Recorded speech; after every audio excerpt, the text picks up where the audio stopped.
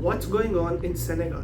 Over the past several days, clashes between police and thousands of demonstrators have swept across Senegal, which is witnessing its worst unrest in over a decade. People want this man released from jail. He is Ousmane Sonko, an opposition leader who's been accused of rape, even though his supporters say it's a political gambit by the Senegalese government to put him in jail. Angered at his detention, people have burned down cars, supermarkets, and this particular French retail store. To calm things down a little, President Macky Sall recently appeared on national television to empathize with the protesters and caution them against fomenting more unrest. When you attack the goods of others, you don't create jobs, you destroy them.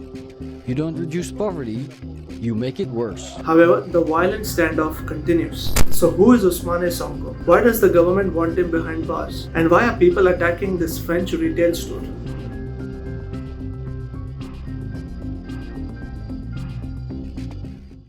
In the volatile and largely corrupt region of West Africa, Senegal has long been a bastion of democracy, peace, and stability. In fact, it's one of the few African states which has never witnessed a military coup or been under an oppressive regime. The country also has a good reputation for transparency in government operations, while the corruption levels are very low too. And the economy is expected to boom after the discovery of massive oil and gas reserves on Senegal's onshore and offshore territories. However, the people are worried that only the international companies and the Senegalese political elites will be the ones to benefit. Their fears are not unfounded either. The Constitution of Senegal, adopted in 2016, said that the country's natural resources belong to the Senegalese people. However, amendments to this law in 2019 shifted the ownership back into the hands of the state. This has been widely seen as a political gambit to benefit President Macky Sall and his oil baron brother Aliou Sall, both of whom are accused of money laundering even though the drilling hasn't even begun yet. The extraction of oil and gas hasn't started yet, but already opponents of Macky Sall accuse him of corruption. It's part of this presidential campaign because so many here fear that foreign companies and the political elite will profit from this newfound wealth at their expense. And this is where the story's protagonist, Ousmane Sonko, enters.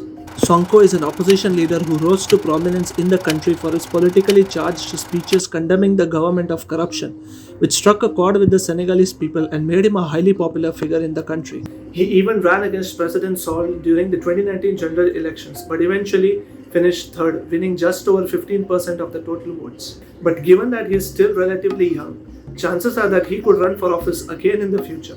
And it's to stop this from happening that Sonko has been detained and slapped with rape allegations. So if Sonko is convicted, he could face up to a 10-year jail term, getting him barred from contesting the 2024 general elections. The Senegalese people are tired and not dupes. We are being manipulated by the government. They say Sonko is creating public disorder. This is all an excuse to arrest a political opponent to the president. Arresting opposition figures is not unprecedented in Senegal. President Macky Sall has done it before. Meet Karim Wade. He is the son of former President and Sall's predecessor Abdoulaye Wade, and a presidential hopeful himself. But he was jailed in 2013 on corruption charges, ending his political ambitions. Wade was released 3 years later and has since gone into exile in Qatar. Then there's Khalifa Sall, a former mayor of Dakar with no relation to the president. He too was sentenced to jail in 2018 for embezzlement, ruling him out of the following year's general elections. But President Sall acquitted him of all his charges soon after the election victory, raising suspicions that his arrest was just a political gambit to forbid him from contesting the elections. Now, history is threatening to repeat itself, but this time, the people are not keeping quiet. The protests are not just about the economic crisis or politics, but about defending Senegal's long-standing tradition of democracy and freedom, values protesters say are worth fighting for. Sonko was released from custody on bail and remains under judicial supervision. But this whole controversy has become a lightning rod for much broader discontent among people and their frustrations with other issues. For starters, the pandemic has stifled the economy, causing unemployment to rise. According to the International Labour Organization, 8.61% of the country's youth were left without a job in 2020, rising up from 8.21% in the previous year. Then you have millions of people cut off from their daily cash-in-hand wages due to nightly curfews on bars, theatres and other public gatherings, which, by the way, have done little to stem the spread of COVID infections.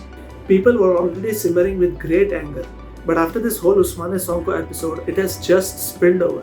There's been vandalism in broad daylight, with the Senegalese particularly targeting this French retail store called Auchan, attacking 14 of its 32 stores across the country. That's because France, their former colonial ruler, remains Senegal's biggest trading partner and investor, and these Auchan stores have left plenty of local merchants out of business since he set up shops in the country in 2019, while they continue to make money at their expense even during this pandemic. Donc c'est vraiment désolant tout ça quoi.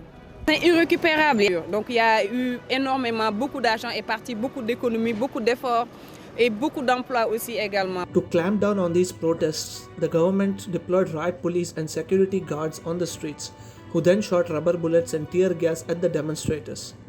The clashes even left a few people dead, prompting rights groups such as Amnesty to call for a probe into what seems like police brutality. So where does Senegal go from here? The clashes have turned so violent that Senegal's image as a peaceful country has taken a massive hit. But despite the mounting unrest, President Sall has remained unperturbed, and some people believe that he might even change the constitution to run for a third term. Should he actually do that, Senegal's once bright democratic future might be jeopardized too.